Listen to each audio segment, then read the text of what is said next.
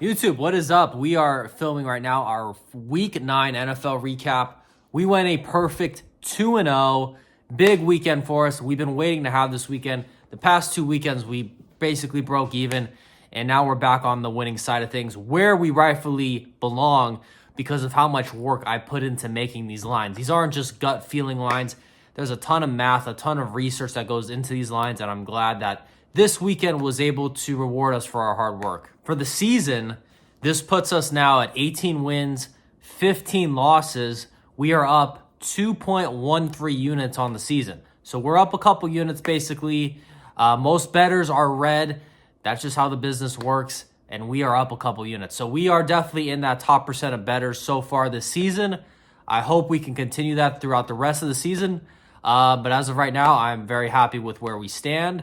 And I know to the casual viewer, it's not going to sound like a lot, but in terms of winning percentage, average win, what odds you're laying on average, we're doing very, very well. Trust me, as I always say, don't get caught up in everybody else with their million unit bets. That's not realistic because those people are going to blow up their accounts after they lose a couple games in a row.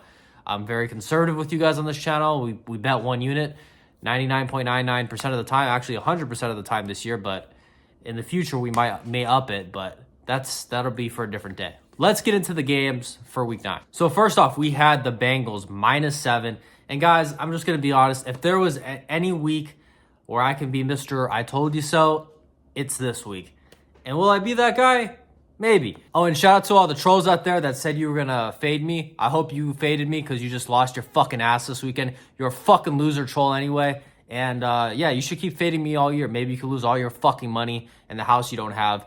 You should just burn your money if you're going to fade me all year. It's stupid. And I don't see anybody commenting on the videos this weekend saying, oh, you don't know what you're doing. Bad picks. It's funny how that works. It's only when you lose a game. You never get credit for winning. You always get laughed at for losing. So I digress. Long story short, trolls, go fuck yourselves. You're fucking losers anyway. All right, moving on to the games. Bengals -7. Guys, we couldn't have called this any more perfect. The Bengals whooped that ass. The Raiders suck. I've been telling you guys. You see this week, they fired the whole staff. The Raiders fucking blow. The Raiders and the Panthers are the bottom of the barrel. In my opinion, that's what I said last week. And the Bengals are an elite team that didn't have an elite record.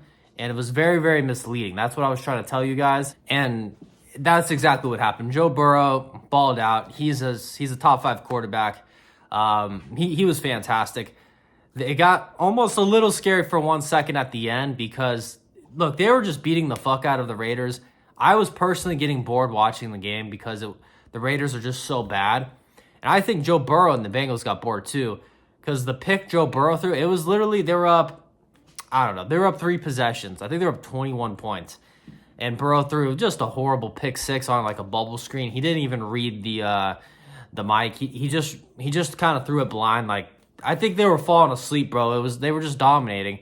And he throws and he's like, oh fuck, I can't believe I just did that. And then that woke them up, and then they had to play good again, and they beat the fuck out of the Raiders. So Bengals -7. That number was way too low. They win by, I think they ended up winning by 17. I think the Raiders got a last second touchdown, but pretty easy cover overall. We will take that. And our second pick was on Monday Night Football. We had the Tampa Bay Bucs +9. I said this was way too many points. The Bucs are a real team.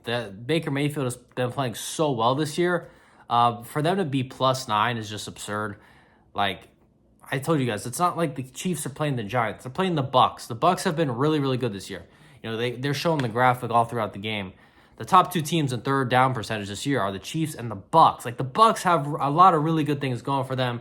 And this kind of proves, again, my philosophy is right. Everybody's like, oh, but they don't have Mike Evans or Chris Godwin. Guys, it's about the fucking quarterback. The quarterback makes these receivers. How many fucking nobodies were balling out last night? The tight end's awesome. Kate Otten, that guy's really, really good. But you had losers like Sterling Shepard getting theirs. You had nobodies getting theirs. There's a lot of talented players in this league. It's just about getting opportunities. And when you have a good quarterback and an unknown player that hasn't got an opportunity, you're like, oh, wow, so-and-so is not so bad. So there was a lot of guys making plays and catches for the Bucs last night. So, like I said, do I want Evans and Godwin to be there? Yeah, sure. They're fine. They piss me off like any other receiver. They drop plenty of balls. But overall, they're decent. They're pretty good. Decent's probably disrespectful, but they're pretty good. And my point is, as long as we have Baker, as long as we have Liam Cohen scheming the things up, I like the Bucs. And that's exactly what happened. If you go back to my actual betting preview video, I said the Bucs, I think, are going to kind of get ahead of the Chiefs here, take a lead, and people are going to be like, oh, wow, is this upset alert? And then I said the Chiefs are probably going to just do what they do, clutch up at the end, and get the win. And that's exactly what happened. Picture perfect. Probably my most accurate prediction of the year. But that's literally what happened. And I don't even know how Mahomes kept playing. It looked like he was going to be done for the year with whatever happened with his ankle. The dude heals in 3 seconds. God has his favorites. That's just how it goes. Number 31, I think it was on the Bucs. I think it was Winfield. Dude, that big pass to Hopkins that he got on the 1 yard line, that was such bullshit. Winfield literally, like, it's like a fucking punt return. Like, he literally can see the ball, and this dude, instead of going up and getting it, he's like waiting to catch it down low. It's like total fuck up by him. That was a huge play for the Chiefs. If that play doesn't happen, the Bucs probably win this game outright. And then they get unlucky with the coin toss. But again, we couldn't care less. We're getting 9 points. It's an easy Bucs cover for us. 2-0 for the weekend, boys. We'll see. It's that early part of the week. I'm still researching plays, and if I have plays this week, which I've always had, I will post those videos per usual, and let's see if we can get some momentum going and build upon the good that we had last week and continue to just be consistent, man. I just want to be consistent. A lot of these things are out of our control. All I can do is bet on the games. I can't be the players. I can't play them. So all I can do is the research, and hopefully what's likely to happen happens and based on our numbers. So back to the grind this week, boys. Back to researching, and we'll be posting some plays for you guys shortly this week. That's it, boys. I'll catch you later this week. Have a good one. Peace.